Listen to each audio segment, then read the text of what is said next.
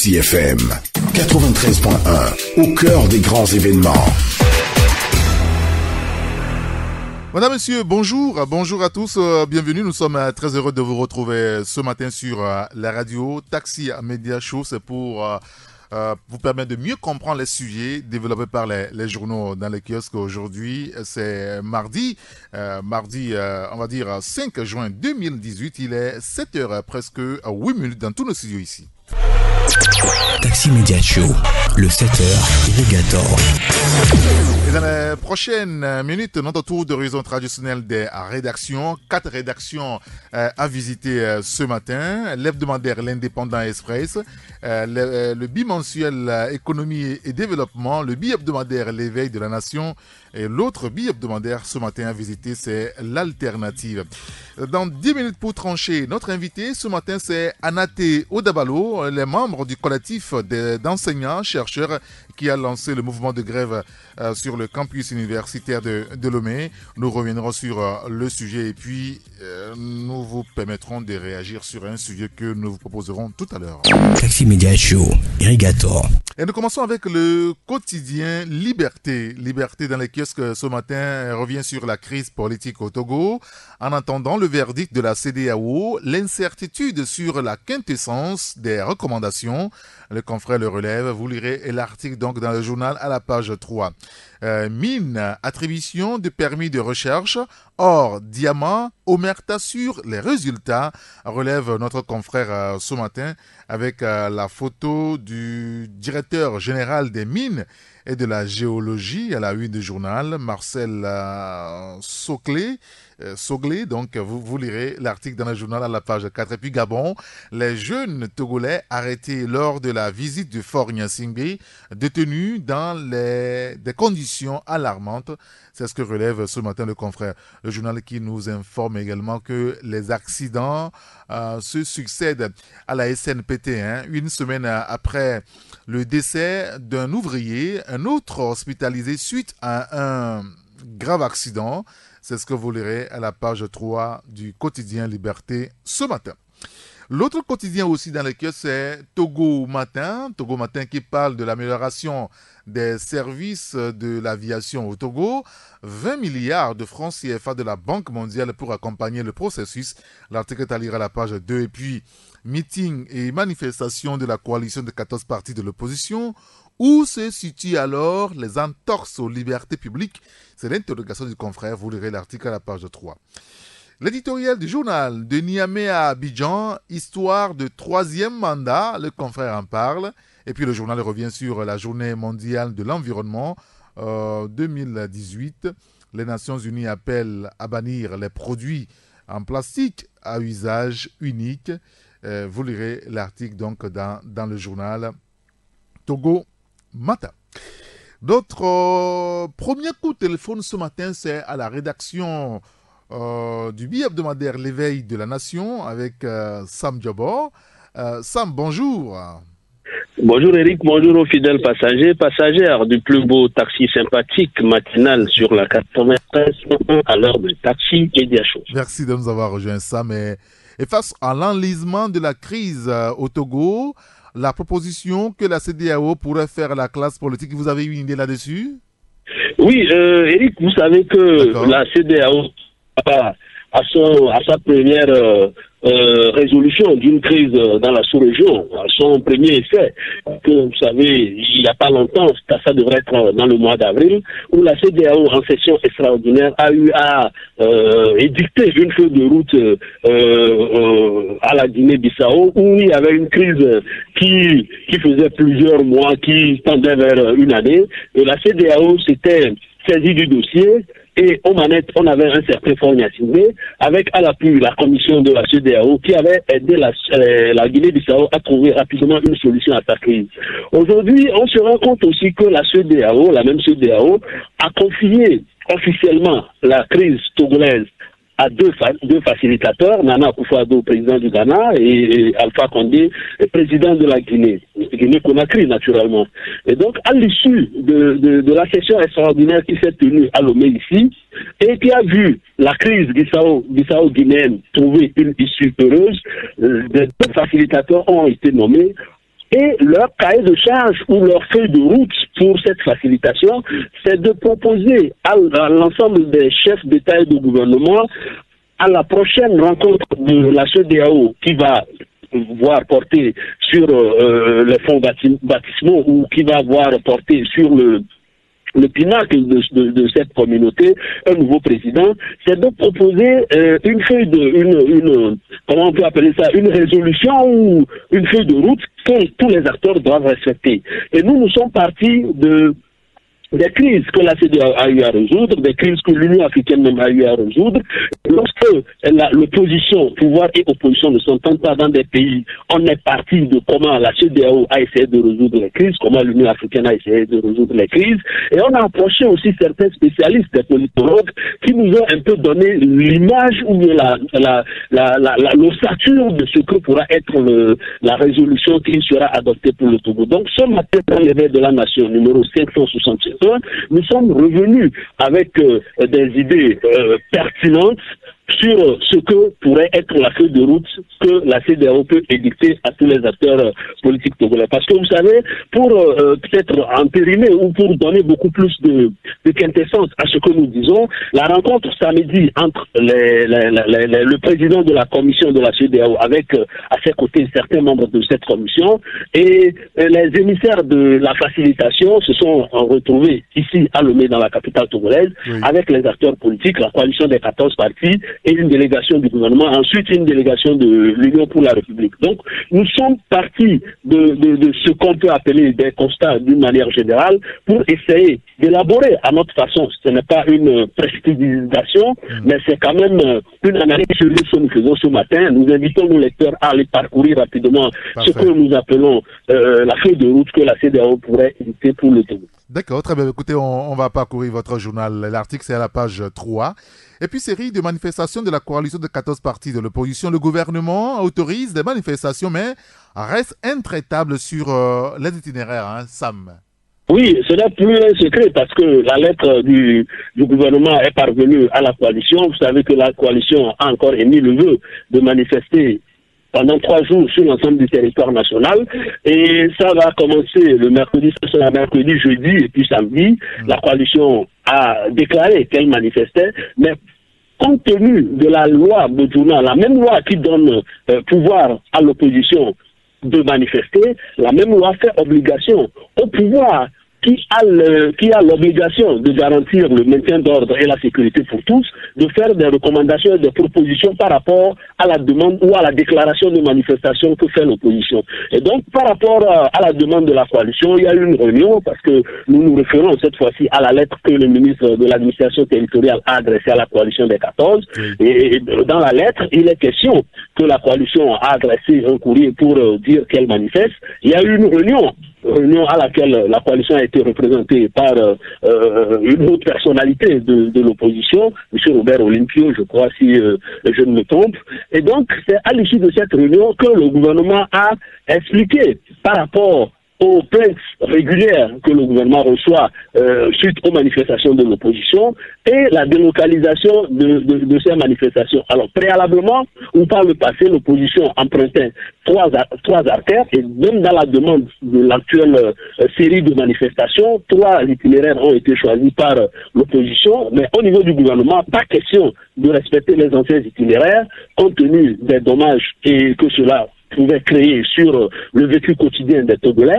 Et donc, le gouvernement a décidé de choisir 2 autres itinéraires qui partent de Bekota et de Baie au niveau du marché de Baie pour que les 2 manifestations puissent être en famille. Donc, nous sommes revenus sur la lettre réponse que le ministre a adressée à la coalition et nous avons pris soin aussi de rappeler que la coalition a émis le vœu de manifester sur l'ensemble du territoire national. Dans le niveau du gouvernement, il y a certaines villes où la sécurité n'est pas encore de mise, notamment Mangou, Bafilo et Sokodé, où les manifestations demeurent interdites. Donc nous sommes revenus sur ces échanges épistolaires entre le gouvernement et la coalition. Et nous invitons également nos lecteurs à aller découvrir l'article. D'accord, très bien. Écoutez, on lira l'article. Et puis, toujours par rapport donc à la politique et les tractations pour une sortie de crise, Sam, en attendant le 3e round du dialogue, l'opposition multiplie les erreurs. Oui, Eric, nous avons dit que précédemment que le samedi, le président de la commission de la CEDEAO, M. Jean-Claude Brou, l'Ivoirien, était autour de la table avec certains membres de sa commission et les émissaires de la facilitation, notamment le ministre ghanéen de la sécurité, M. Kambapa, où il a été question de jeter les bases d'une prochaine réunion qui va voir la présence des deux facilitateurs pour qu'on puisse finir avec le dialogue et à partir de ce qui sera décidé ou de ce qui sera discuté entre les acteurs politiques ou les protagonistes de la crise togolaise, la commission de la CEDEAO et la facilitation pourra élaborer une feuille de route à soumettre à l'ensemble des chefs d'État et de gouvernement à la prochaine session qui probablement doit se tenir avant la fin de ce mois. Parce qu'on se rappelle que c'était en juin que Faure Gnassingbé avait pris les rênes de la CEDEAO en juin de l'année dernière, c'était à Monrovia. Et aujourd'hui, il va falloir qu'on renouvelle la présidence, parce que c'est une présidence tournante qui fait 1 an. Et donc, c'est à l'issue de cette rencontre qui va se tenir probablement à Lomé ici, que les chefs d'État et de gouvernement, par rapport ou au regard de ce que la commission et la facilitation leur proposera, va décider de la ligne de conduite à suivre pour tous les acteurs de la politique togolaise. Et puis il faut rappeler aussi que la CEDEAO n'est pas d'accord.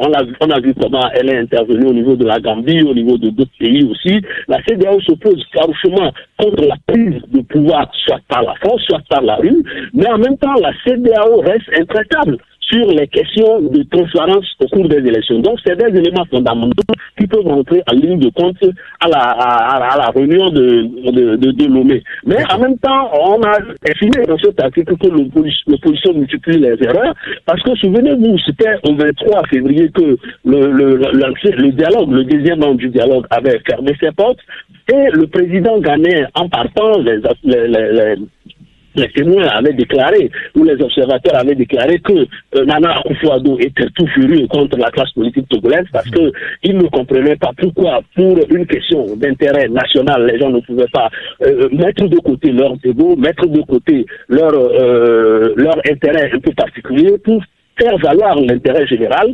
Et c'est après ce deuxième round, alors la coalition avait manifesté le désir de reprendre les rues. D'abord, elle en avait été dissuadée par le facilitateur. Ensuite, l'opposition a exigé, a insisté, et on a connu des débuts de manifestations qui n'ont pas suffisamment prospéré. Et beaucoup avaient dit que c'est par rapport à cette attitude de l'opposition de vouloir ravaler ces vomissures, parce que à l'ouverture du dialogue, ça devrait être le 18 ou le 19 février, il était question de mettre sous éteignoir toutes les manifestations de rue. Alors, le facilitateur ne pouvait pas comprendre que les gens puissent donner leur parole et qu'à la fin, ils reviennent à la charge pour menacer de continuer les manifestations. C'était la première erreur, et depuis la fermeture du deuxième round, depuis le 23 février, le dialogue n'a plus été rouvert. Même les tentatives pour voir le facilitateur n'ont pas tellement réussi. Aujourd'hui, que la commission de la CEDEAO et la facilitation se met en mouvement, parce que dans les jours à venir, il y a un sommet qui se tient pour trouver la feuille de route pour le Togo. Il y a encore des manifestations qui se produisent. Donc, nous, on a estimé que c'est des erreurs comme ça que l'opposition ne doit pas aligner, parce qu'il fut un moment où les gens se sont dit qu'avec la mobilisation, l'opposition est en train de préparer effectivement ses militants pour, entre guillemets, une nation finale, si jamais la CEDEAO n'arrivait pas à obtenir pour le Togo une feuille de route qui puisse satisfaire les deux positions. Mais aujourd'hui encore, on constate que l'opposition décide de manifester, et c'est dommage pour notre démocratie. Écoutez, on lira l'article dans votre journal L'éveil de la nation. Merci beaucoup, Sam Diabo. Merci Eric, bonne émission de 11h. Bonne journée à toutes et à tous. Allez, bonne journée à vous également. Merci, au revoir. À bientôt. Taxi FM 93.1. Il y a l'Union pour la patrie qui est aussi dans les kiosques ce matin, en cours d'adoption à l'Assemblée nationale, deuxième partie. Le nouveau code foncier s'attaque à la question de l'expropriation. Le journal en parle, vous lirez l'article donc à la page 3. Sur financement additionnel extérieur, un deuxième inventaire forestier national en 2019. Et puis, comme un coup de pouce à la réalisation du marché MUTA, l'IATA et l'AFRA s'accordent sur un mémorandum d'entente. Le journal revient sur le sujet. Et puis sur la campagne de commercialisation et vente de la graine de coton.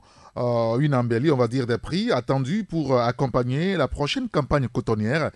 Et notre sujet pour sa construction sur 10 km, l'État recrute pour le contrôle et la surveillance des travaux de la voie 2x2 à Vepozo, Togo Comé. Vous lirez l'article dans le billet hebdomadaire L'Union pour la Patrie. On me signale que nous avons au téléphone Ferdinand Haïté, le patron du billet hebdomadaire L'Alternative. Ferdinand, bonjour. Bonjour, grand citoyen d'État. Merci de nous avoir rejoint, Ferdinand. Et ce matin, vous publiez un dossier sur le port autonome de Lomé. Vous parlez de naufrage du port autonome de Lomé. Le contre-amiral Adénian perd le contrôle du navire Karma, Ferdinand. Oui, ce dossier de ce matin fait partie de la série d'investigations que nous faisons sur le port autonome de Lomé. Vous savez qu'il y a quelques jours, on a parlé des infrastructures délabrées du port qui freinent les activités, qui empêchent les camions d'évacuer les marchandises et tout. Et ce matin, nous revenons sur la gestion même du port autonome de Lomé en mettant en exergue ces personnalités, notamment le directeur général du port et le ministre des Transports. Alors, pour ceux qui ne le savent pas, le contre-amiral Adénian est au port, ça fait maintenant 13 ans. Il a été nommé en septembre 2005. Donc, c'est quand même un record de longévité à la tête du port autonome. Mais les résultats ne sont pas à la hauteur parce qu'aujourd'hui, le port a perdu de sa notoriété, de son efficacité et il ne rapporte pratiquement pas grand-chose au budget de l'État parce que tous les secteurs vitaux ont été badés ou privatisés à des individus véreux ou à des sociétés reversées. Et donc, le fameux contre-amiral apparaît comme une marionnette à la tête du port que des réseaux obscurs balancent ou utilisent selon les grés des intérêts. Et donc, vous imaginez qu'aujourd'hui, le port autonome de Lomé a recours à des découvertes pour assurer ses charges et payer les salaires, au point que les banques sont de plus en plus réticents à accorder ces facilités-là. Le port est à près de 6 milliards de découvertes aujourd'hui, alors que ce port devrait normalement rapporter de l'argent à l'État. Et ensuite, il y a des privatisations, comme je le disais, qui sont scandaleuses, comme l'affaire des 2 remorqueurs que le port a acheté à plus de 12 milliards en 2015. Et ces remorqueurs ont été attribués après...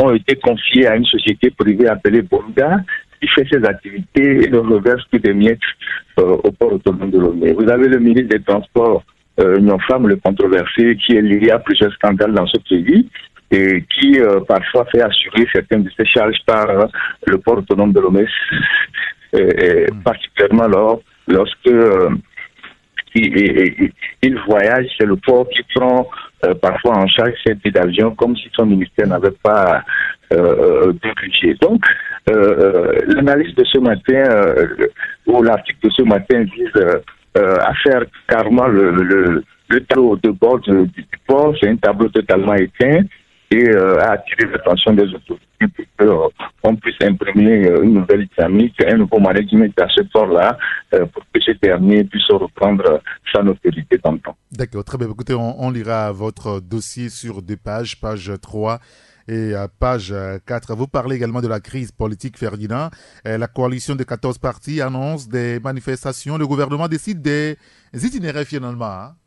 Oui, finalement, ça devient, c'est pas un bras de fer permanent entre le gouvernement et la coalition des 14 partis sur l'itinéraire des manifestations. Après plusieurs semaines de pause, ponctuées par des meetings de mobilisation dans les quartiers et à l'intérieur du pays, la coalition a enfin décidé de retourner dans les rues et a déposé, comme elle le fait souvent, une lettre d'information.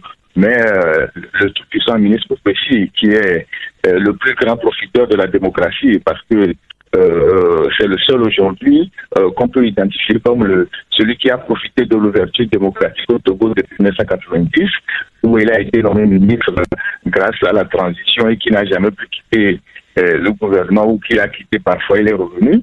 Et donc ce ministre-là est aujourd'hui loin des obstacles majeurs à la pratique ou à l'expression de la liberté de manifestation dans notre pays, a adressé une lettre à la coalition pour non seulement refuser les manifestations dans certaines villes de l'intérieur, mais s'opposer comme d'habitude aux intérêts choisis par la coalition. Face à la détermination de la coalition des militants, on peut déjà envisager un bras de fer à partir de demain. D'accord, très bien. Et puis rapidement, sur le front social qui semble encore être en ébullition, Ferdinand, vous parlez de retour de la tempête. Les enseignants-chercheurs en grève, les magistrats s'y préparent. Hein? Oui, c'est le retour de la tempête sur le front social et le gouvernement n'est pas sorti de l'auberge. Si Classo et ses amis ont réussi pour un temps soit peu à calmer moins des enseignants, là on a vu la grève des restés de Lomé qui a commencé avec tout un chapelet de revendications. D'abord, j'ouvre une parenthèse pour rappeler que concernant l'université, vous voyez les arbres qui ont été coupés au niveau entre le feu rouge de GTA, le feu rouge de Bruxelles, ces arbres sont en train d'obstruer le chemin, risque de des accidents.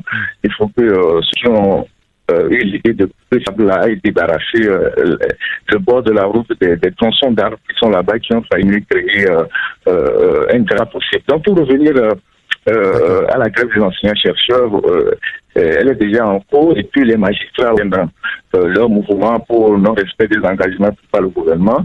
Et on apprend aussi que le personnel de la santé qui était en discussion depuis quelques jours a compris que c'est dilatoire du gouvernement et se prépare aussi à rentrer dans la danse. Donc du coup, on voit bien que le fonds social va être encore en exécution dans le... Très bien, écoutez, on lira tous ces sujets dans votre journal L'Alternative ce matin et votre chronique politique. Faure Gnassingbé a définitivement perdu la guerre des élections. La chronique à lire donc dans votre journal. Merci beaucoup Ferdinand Haïté. Merci, cher grand soin détaillé. Allez, bonne journée. À plus tard. 93.1 Taxi FM. Il est 7h presque 34 minutes sur Radio Taxi FM Lomé. Dans 10 minutes pour trancher, notre invité sera Anaté Odabalo. Il est membre du collectif d'enseignants, chercheurs qui a lancé le mouvement de grève depuis hier. Et on y reviendra tout à l'heure avec Hugues Vignon Atico qui l'a interrogé. Et nous continuons la revue de presse. Et la troisième rédaction au téléphone ce matin, c'est celle de l'hebdomadaire L'Indépendant Express avec Carlos Ketaou. Carlos, bonjour. Bonjour Eric, bonjour chers auditeurs de Taxi FM, que je retrouve beaucoup de plaisir. Très bien, nous aussi on est très heureux de vous retrouver ce matin. Alors on va commencer avec cette interview exclusive de Maître Dodi à Pévon, le président des FDR, qui dit que les plus hostiles à Faure Gnassingbé aujourd'hui sont dans son propre camp. Hein. Oui, nous avons rencontré Maître Pévon entre deux rendez-vous à Paris. Et il revenait qu'il avait fait en Allemagne et puis d'avoir les comptes de sa tournée européenne. Vous comprenez que de plus en plus Maître Pévon est beaucoup plus tourné vers l'extérieur, la diaspora tournaise qui est beaucoup mobilisée, surtout celle allemande.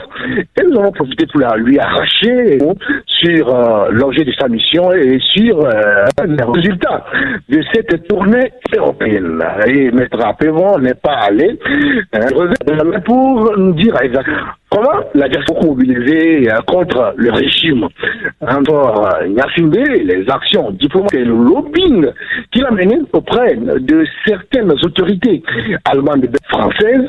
Et il pense que la mobilisation reste aussi, au niveau de la diaspora, moi aussi, à Lomé, ceux qui pensent que les populations se lassent des manifestations. Il nous dit une exclusive qui, à travers les interdictions, à travers les répressions et les pressions sur les manifestations, qui essaient de retarder son départ. Mais dans tous les cas, il est sûr et rassuré que le pouvoir Faure Gnassingbé est aujourd'hui affaibli et il n'y a qu'un temps à attendre pour voir son départ. Et c'est dans ces mêmes conditions qu'il nous dit que le pouvoir togolais compte beaucoup plus ses opposants dans son propre rang. C'est-à-dire que tous ceux qui ne sont pas d'accord avec Faure Gnassingbé sont contenus dans son propre parti. Ses proches collaborateurs, ses députés, ses cadres du RDT Unir qui, d'après même le sondage Afrobaromètre, qui pense à 53% que Faure Gnassingbé ne devrait pas se présenter encore en 2020 pour une nouvelle candidature à l'élection présidentielle. Donc pour mettre à présent, c'est un avantage certain que l'opposition devrait exploiter pour arriver à bout cette lutte, ce combat qui a déclenché depuis le 19 août 2017. Il est très optimiste, il est plein d'espoir, il appelle la population à rester vigilante et à rester déterminée parce que les derniers jours du régime Faure Gnassingbé sont proches. Alors, l'interview de Maître Diape vont à lire à la page 4 de votre journal. On parle toujours politique avec la levée de voile sur la crise togolaise CEDEAO. Vous parlez ce matin, Carlos, des difficultés qui vont commencer pour Faure Gnassingbé, c'est ça? Oui, nous avons constaté depuis un certain temps les fanfaronnades diplomatiques de Faure Gnassingbé s'estompent de façon rigoureuse. Pourquoi? Parce que le roi va perdre sa rôle. Faure Gnassingbé, qui est le président en exercice de la CEDEAO depuis un an et qui a joui de ce privilège pour ne pas se faire attaquer, pour essayer de créer un bouclier autour de lui, bouclier diplomatique qui crée un certain omerta au niveau des autres chefs d'État, au niveau des missions diplomatiques. Vous savez, les protocoles sont abétissants au niveau diplomatique parce que on sait que telle personne assume une responsabilité sous-régionale. On n'a pas l'intention de le bousculer, on n'a pas l'intention de le tutoyer, on n'a pas l'intention de le critiquer, mais Faure Gnassingbé va perdre la tête de la présidence de la CEDEAO. Les langues vont se délier et encore plus, on constate que entre la Gambie et le Nigeria de Muhammadu Buhari, c'est le Nigeria qui risque de reprendre la CEDEAO. Et vous connaissez l'offensive que mène aujourd'hui le président nigérian sur le Togo en matière d'alternance. Nous l'avons expliqué. En allant également dans les contours au niveau diplomatique que nous avons mené au cours de notre mission en France, au Quai d'Orsay, à l'Élysée.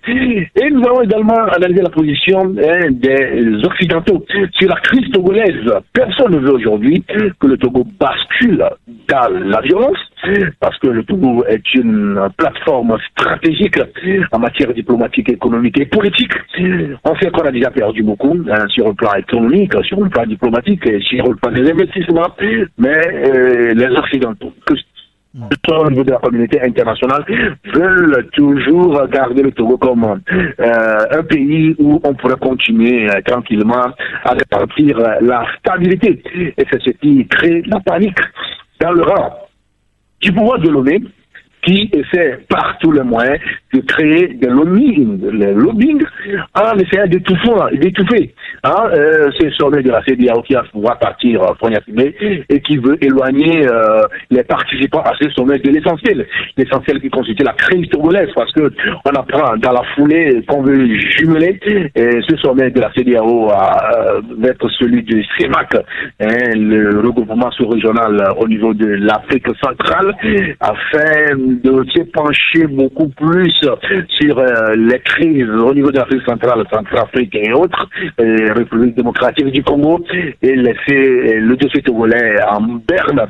Et nous pensons que de plus en plus, Faure Gnassingbé atteint une difficulté, ou bien les difficultés vont commencer pour lui dans les tout prochains moments. D'accord, très bien. Juste encore un élément sur la crise politique, Carlos. Vous parlez ce matin de nouveaux dialogues, de nouvelles pressions populaires aussi.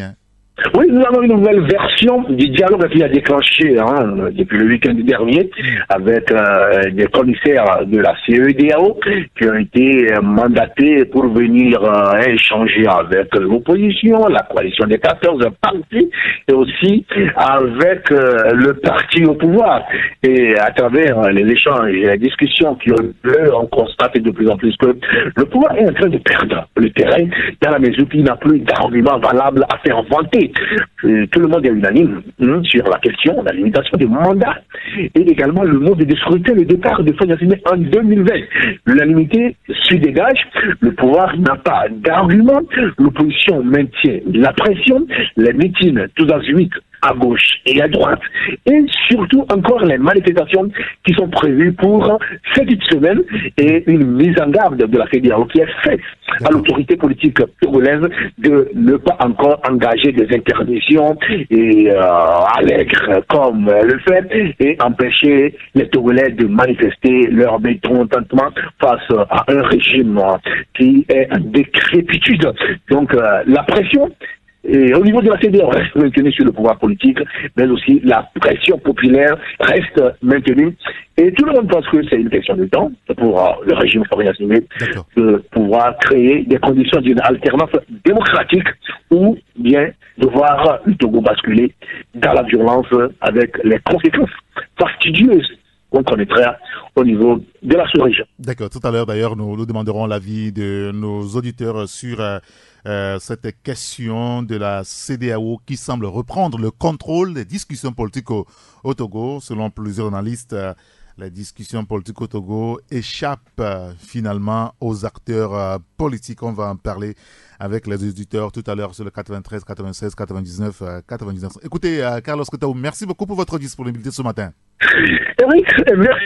C'est un grand plaisir de retrouver les auditeurs de Taxi FM et tous les lecteurs de l'Indépendant Express qui restent dans les kiosques avec d'autres sujets très intéressants. Très bien. Allez, bonne journée. Bonne journée, bonne émission, Eric.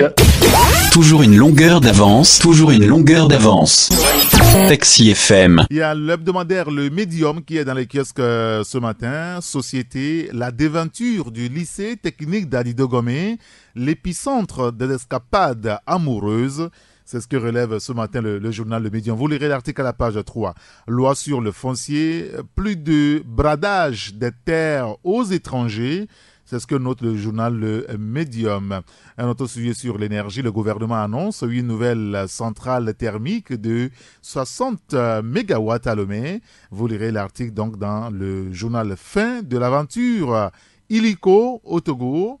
Le confrère revient donc sur le sujet. Et notre quatrième rédaction, la dernière rédaction à visiter ce matin, c'est le bimensuel Économie et Développement. Nous avons Joseph Gada, le patron qui est déjà au téléphone avec nous. Joseph, bonjour. Bonjour Eric, bonjour également aux fidèles auditeurs et auditrices de Taxi FM. Merci de nous avoir rejoints, Joseph. Et ce matin, vous parlez de l'industrialisation de l'Afrique avec une question à la clé. L'Afrique peut-elle s'inspirer de la Corée du Sud pour amorcer son développement économique, Joseph? Oui, nous nous sommes posés vraiment cette question. Si nous nous rendons compte aujourd'hui que l'industrialisation de l'Afrique est l'une des conséquences de son sous-développement. Et je pense que pour cela, les dirigeants ont pris conscience qu'il faut faire quelque chose. C'est-à-dire qu'aujourd'hui, arriver à inverser cette tendance, puisqu'il est démontré que ces 40 dernières années, le continent s'est vraiment désindustrialisé. Si vous pouvez tirer le mot, c'est ça. Alors, les statistiques le démontrent aisément. L'Afrique n'a occupé que 2% en matière d'industrialisation au moment où les pays asiatiques ils sont à 56%. Alors, cela suscite vraiment des questions. Qu'est-ce qui se passe en Afrique? Est-ce que les atouts ne sont pas disponibles? Nous n'avons pas les ressources disponibles pour amorcer notre industrialisation. Je vous donne tout simplement quelques exemples. L'Afrique aujourd'hui dispose encore de 65% des terres arables. Et je vous dis encore que la production du cacao représente 75% de la production mondiale. Alors que les Africains ne tirent que 5%, imaginez des 120 milliards de dollars de recettes que réalisent chaque année les industries de chocolat dans le monde. Également, en matière minière, l'Afrique nous fournit 50% des productions mondiales de l'or. Et pourtant, l'Afrique ne tire que 4% des 300 milliards de dollars des recettes. Je pense que quand vous voyez ces chiffres-là, ça fait vraiment tellement mal. Oui, bien sûr. Alors, on se demande, mais est-ce que c'est une malédiction pour le continent? Non. Ils vont répondre encore les Coréens. Ne pas sans savoir qu'il y a quelques semaines, l'Afrique tout entière quand même s'est réunie à Busan, c'est-à-dire en Corée du Sud, pour pouvoir partager l'expérience de ce pays. Ce pays, il y a de cela 50 ans, n'est rien, ou bien est pire comparable aussi en Afrique. Mais qu'est-ce qui s'est passé pour que aujourd'hui la Corée du Sud puisse occuper la 11e puissance mondiale? Heureusement pour l'Afrique, le jour J, c'était l'invité spécial, c'était le président de la Banque mondiale, qui était un Coréen, qui a tout simplement dérivé sur aux dirigeants africains. Il faut investir dans la population. La Corée du Sud a investi dans sa population pour en arriver là. Investir dans la population, c'est-à-dire envoyer des jeunes cadres aujourd'hui dans des grandes universités dans le monde entier pour aller apprendre les techniques d'industrialisation. Et c'est ce que la Corée du Sud a fait.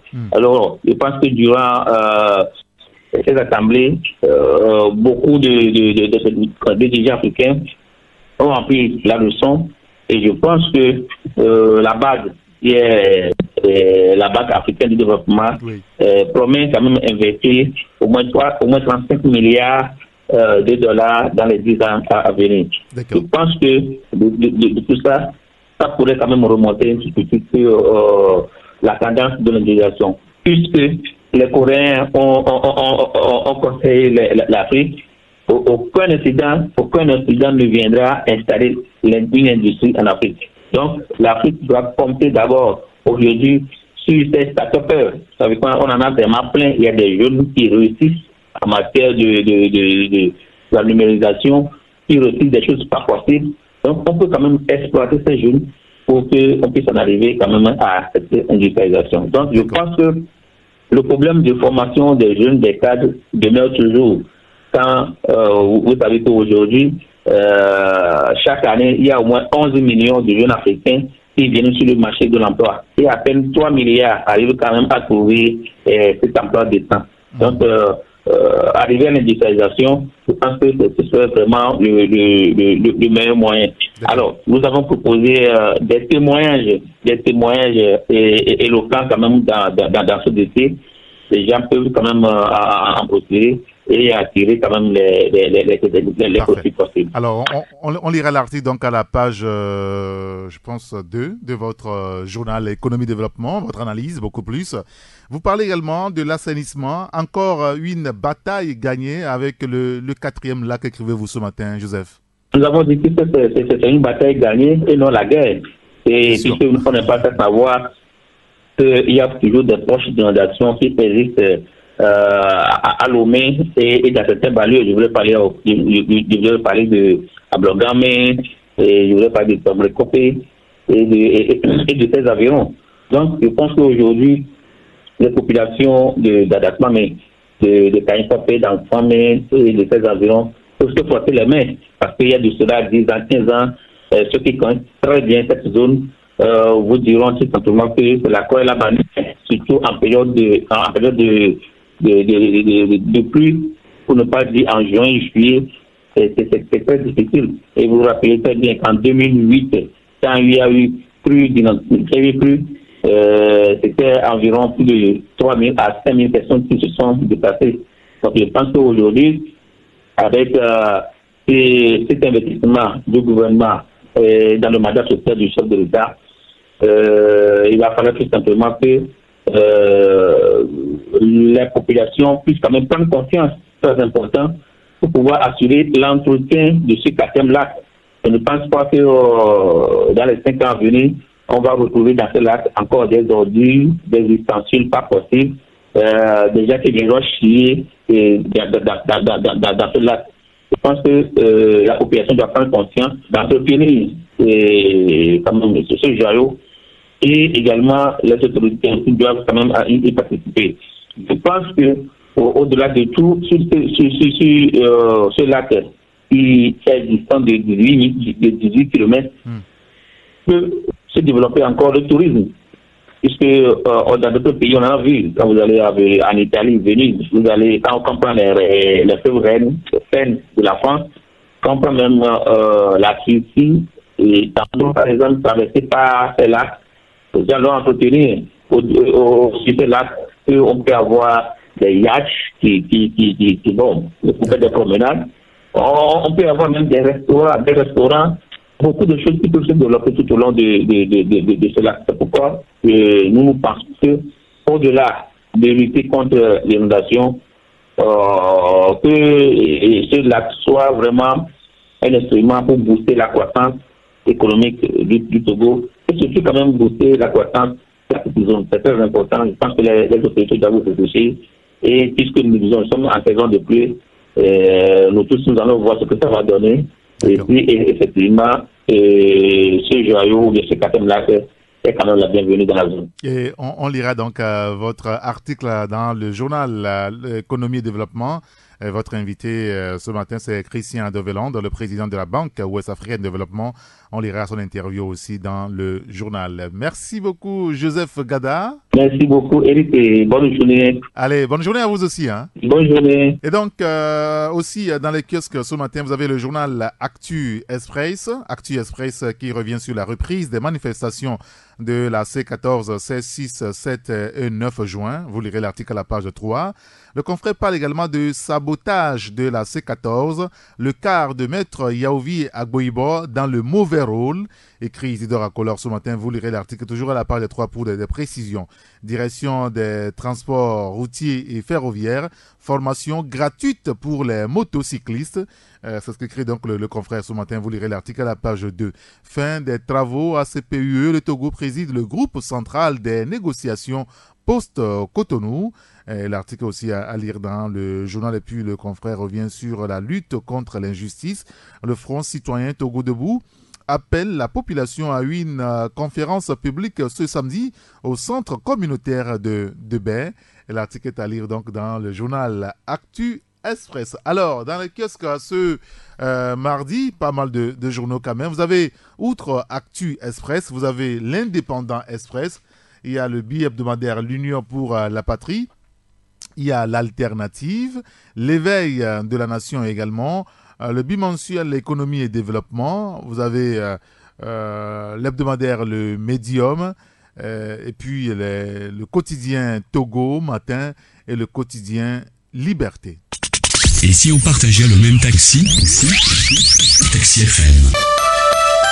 Bon réveil à l'écoute de Taxi FM. Taxi Média Show, 7h-8h, Irrigator. Taxi Média Show, 10 minutes pour trancher. Merci d'écouter Radio Taxi FM Lomé. 10 minutes pour trancher maintenant. Vous savez qu'une petite crise secoue le monde des enseignants-chercheurs depuis quelques jours.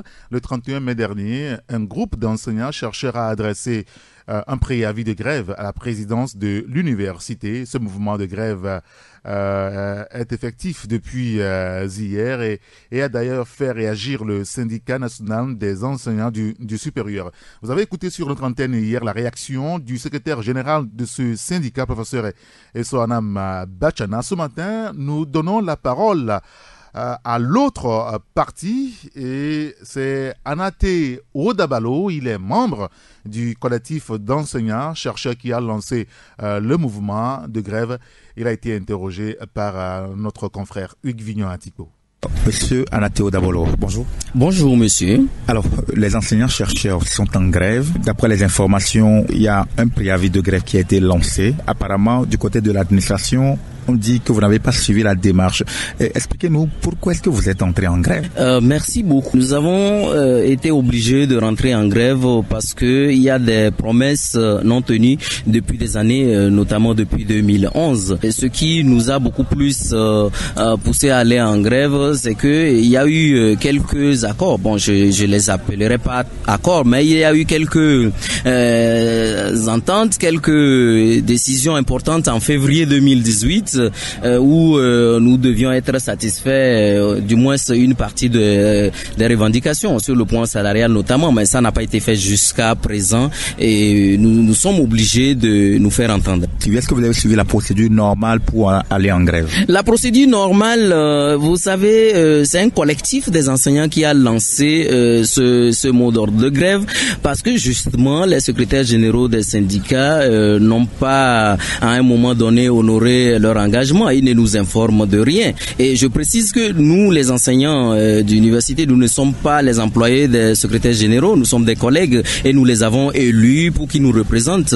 Mais à partir de février, ils nous ont laissé dans le flou total et nous avons fait des démarches personnelles envers les secrétaires généraux pour voir ce qui n'allait pas. Mais malheureusement, on n'a pas eu gain de cause. Mais on leur a dit ce qui se passe maintenant. Ils étaient avisés, ils savaient que quelque chose se tramait. Ils le savaient très bien. C'est pour ça qu'on n'est pas allé vers eux parce qu'en février, on les avait associés, contrairement à ce que Monsieur Bachana a dit sur vos antennes. C'est nous qui les avons associés parce que c'est nous qui avions réveillé les gens en février. Mais finalement, ils nous ont tous roulés parce que ils ont dû à un moment donné lever le mot d'ordre de grève unilatéralement.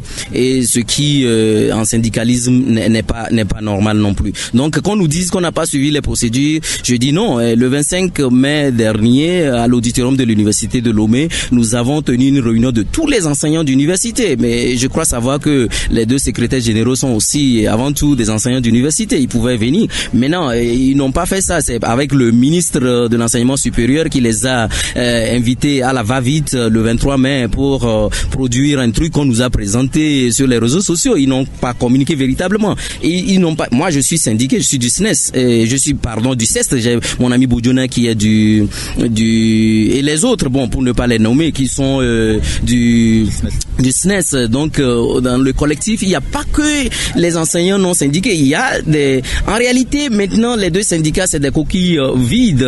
Soit peut-être que ces deux syndicats se réduisent au bureau. S'ils ne me croient pas qu'ils convoquent les assemblées générales dans leurs syndicats respectifs et ils verront ce qui se passera. Quand vous avez lancé le préavis de grève, est-ce que vous avez été appelé par la présidente de l'université ou par les autorités compétentes? Non, pas du tout. Nous n'avons pas été appelés quand on a déposé ce préavis, cette lettre sur la table des autorités. Bon, notamment le président de l'université avec empiliation au ministre de l'enseignement supérieur et de la recherche et puis au secrétariat du gouvernement. Mais, par contre, on nous a envoyé deux courriers. Le premier du président de l'université, dans lequel quasiment il essayait de traiter les enseignants de quelques enseignants qui se substituent. Et ça fait partie des choses qui ont aidé à braquer les collègues parce que nous ne nous substituons pas aux syndicats, mais nous sommes dans une démarche parce que les syndicats eux-mêmes, c'est syndicats de quoi? C'est syndicats des enseignants du supérieur. Donc il faut pas qu'on nous dise. Le ministre, lui, il avait tenu un discours plutôt politique. Il dit que il y a des allégations mensongères. Donc personne d'entre eux n'a cherché à rencontrer ni les syndicats ni les membres du collectif pour discuter. Voilà. Alors, quelle pourra être la suite? La suite, je ne pourrais pas vous dire tout de suite quelle sera la suite. La suite, nous allons d'ici vendredi peut-être nous réunir pour décider de la suite à donner à notre mouvement. De toute façon, je viens de lire ce breaking news que le président de l'université estime que toutes les revendications sont déjà prises en compte par le gouvernement, ce qui, à mon sens, n'est pas vrai parce que nous n'avons... Bon, il a parlé des bureaux, des trucs en construction, mais on a dit ça à qui? Il n'y a pas de communication dans cette université. Et donc, on n'a pas communiqué autour de ces points. Voilà. Et parfois, on nous traite de d'agitateurs. Et bon, voilà, aujourd'hui, Monsieur Bachana a dit sur vos antennes que c'est quelques enseignants, il n'y a pas de signataires. Mais c'est pas vrai. Le 25 mai dernier, il y a eu une liste et on pouvait pas mettre ça parce que c'est une liste quand même de quelques 5 ou 6 pages parce que c'était 101 personnes qui étaient présentes à l'auditorium pour la réunion. Et puis, je voudrais rétablir quelque chose. Monsieur le secrétaire général du SNES a dit que concernant les intégrations en 2014, le gouvernement a intégré tous les enseignants chercheurs, qu'ils soient inscrits sur une liste de CAMES ou pas. Mais ce n'est pas exact parce que moi-même, je suis pas intégré. Donc il y a plein de collègues qui ne sont pas intégrés. Ils sont maîtres assistants même. Donc ça, je voudrais rétablir ça. Ce n'est pas vrai. Alors, vous avez une plateforme. Est-ce que vous entendez qu'on puisse satisfaire tous les points sur cette plateforme avant de lever le mot d'ordre de grève? Il faut d'abord qu'on en discute. Parce qu'il y a des choses qui peuvent se faire maintenant. Mais nous ne sommes pas encore dans la logique de nous faire des promesses non tenues. Nous ne sommes plus dans cette logique. C'est justement parce que nous voulons une fin à cette crise que nous voulons aller vite. Parce que si nous n'avions rien initié, il y aurait rien parce que depuis 2011, après il y a eu quelques augmentations et on nous a dit à partir de janvier 2016 et puis plus rien, le gouvernement ne dit rien, mais ce n'est pas, peut-être on va discuter, on verra, parce que je vous assure, il y a des gens qui font l'amalgame. Nous n'avons rien contre le président de l'université parce que à ce que je sache, ce n'est pas le président de l'université, à moins qu'il se substitue au gouvernement. Donc le président de l'université, nous n'avons rien contre lui et au contraire, notre démarche, c'est que la cible, c'est le gouvernement et non le président qui demeure notre collègue. Dernière question, M. Anateo Dabalo. Dites-nous les points contenus dans votre plateforme revendicative. Les points contenus, je crois qu'on en parle très souvent ces derniers jours. Au premier point, nous parlons de la prise en compte des augmentations obtenues depuis 2011 dans le calcul des pensions des retraités. Le 2, remboursement des cotisations faites par les enseignants-chercheurs contractuels intégrés dans la fonction publique à la Caisse nationale de sécurité sociale. En 3, le reliquat de l'accord de novembre 2011. Au point 4, intégration systématique dans la fonction publique des enseignants inscrits sur une liste d'aptitudes du CAMES, ce que je venais d'évoquer tantôt, parce que ce n'est pas fait, mais il faut pas qu'on donne l'impression que c'est fait. Au point 5, les moyens pour la recherche, les bureaux. C'est seulement sur les réseaux sociaux que je viens d'apprendre. Nous venons d'apprendre que le président est en train de faire quelque chose. Il y aura la maison de l'étudiant, il y aura certains bureaux pour les enseignants. C'est un début de solution. Personne n'a communiqué autour de ça. Et puis l'autre point, l'élection des doyens des facultés pour tous les enseignants. Vous savez, il faut que les doyens soient élus par tous les enseignants, non quelques personnes. La programmation des effectifs raisonnables d'étudiants dans les salles de cours et travaux dirigés, parce que les étudiants que nous formons aujourd'hui, parmi eux, il y aura des collègues demain. Il faut qu'ils soient bien formés, parce que un TD, ce n'est pas un cours, c'est différent. La suppression des devoirs de dimanche, voilà, il faut qu'il y ait le repos.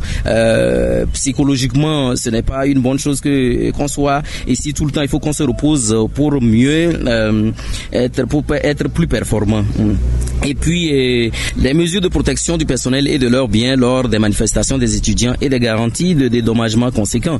Vous n'êtes pas sans savoir que il y a quelques mois, il y a eu des tensions à l'université où il y a un de nos collègues a été victime, sa voiture s'est vue caillasser. Donc nous parlons de ces genres de mesures pour éviter que ça ne se reproduise. Le remboursement des soins de santé et la mise en œuvre du tiers payant. On parle de l'assurance parce qu'il y a un problème, la personne n'a communiqué autour. Et puis le dernier point, la non-intervention du SRI dans la gestion des notes des examens au mépris des dispositions de l'université compétente. Quand nous en parlons, les gens disent voilà, est-ce que l'université est au-dessus de la République, des lois de la République? C'est faire l'amalgame. Nous avons dit qu'il y a des dispositions universitaires internes. Il faut avoir épuisé tous ces recours avant d'entamer tous les points. Maintenant, pour peut-être terminer, je voudrais parler du président de l'université. Je crois qu'il est dans une situation très délicate. Je le comprends parce qu'il a été nommé par des politiques et ce n'est pas facile de plaire en même temps aux politiques, c'est-à-dire au président de la République et plaire à ses collègues enseignants. Donc il est dans son rôle, il joue son rôle. Mais contrairement à notre collègue, moi j'ai plutôt écouté quelqu'un de l'administration et un directeur de la recherche. Je n'ai pas écouté un syndiqué ou un syndicaliste qui tentait de nous donner des leçons parce que pour moi c'était un envoyé du gouvernement. Ça n'a pas de sens. C'est ce genre de bassesse qu'il faut arrêter absolument. Merci. Voilà, merci donc à monsieur Anaté Wedabalo, membre du collectif d'enseignants-chercheurs qui a lancé le mouvement de grève à l'Université de Lomé. Pour eux, le mouvement de grève est toujours en cours jusqu'à samedi prochain. Merci également à Hugues Vignon. À Tico, on a largement dépassé le temps, malheureusement. On peut donner la parole aux auditeurs. Nous reviendrons demain sur les questions liées donc à la situation politique de notre pays. Merci à vous de nous avoir suivis. C'est la fin du Taxi Media Show de ce mardi. Merci à Dia Prosper qui a assuré la coordination technique. Juste après nous, vous connaissez le rendez-vous jusqu'à 9h. La salle de rédaction vous retrouve à 9h. Avant, c'est Manou Réveil pour la suite et la fin de la matinale. 9h, un bulletin d'information avec Hugues Vignon à Tikpo. 9h10, Joël Roniglo pour le journal à Névé. Nous autres, on vous retrouvera à 11h pour Taxi Presse avec les confrères qui seront en studio pour le décryptage de l'actualité socio-politique de notre pays. Merci à vous. À bientôt. Taxi FM, toujours premier sur l'info.